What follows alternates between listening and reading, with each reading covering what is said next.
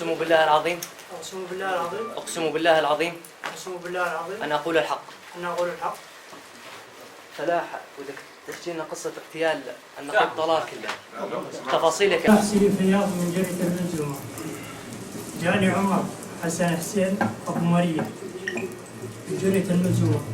جاني لي أكثر من 3 مرات يقول لك تشتغل معي تفجيرات القياديين قياديين اللجان. رفضت لأول مرة وثاني مرة وثالث مرة. قام مهددا وده يذبحن إذا ما اشتغلت معه.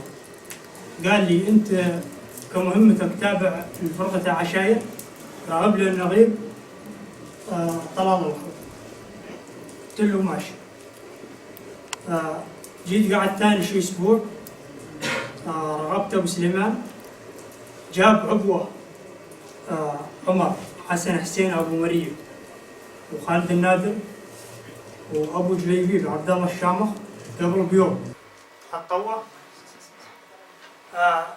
ثاني يوم مع المغرب تواصل معي أبو مريم يقول لي خلك جاهز بدي أحرك مجموعة من حوش حماد على النقاط الرباط المتواجدة بمدورة بس يطلع أبو سليمان النقيب طلال. يقول لي بأي سيارة طلع وباع.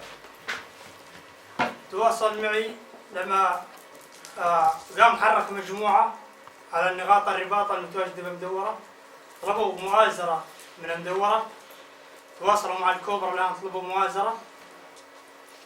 جاءت الشباب تجمعت ب4 سيارات طلع على الرتب واتجاهن باتجاه المدورة. قلت أبو مريم بعثت له رسالة على الواتس إنه النقيب طلع بسيارة لونه صفرة شاص ساعة بهاون 120 طلع باتجاهك اتجاه مشرق. راحوا غابوا شي ساعتين يا أكثر يمكن ساعتين أكثر شوية ورجعوا. بس رجعوا استهدف النقيب طلال بعبوه فجروا. بالتالي الالتهان وثاني يوم روحت على مسيفر طاني مبلغ 1,000,000 ليرة سوري. أبو مريم مسؤول عن جميع التفجيرات اللي صارت باللجان وراه جهة تدعم ماديا وعسكريا غير معروفة.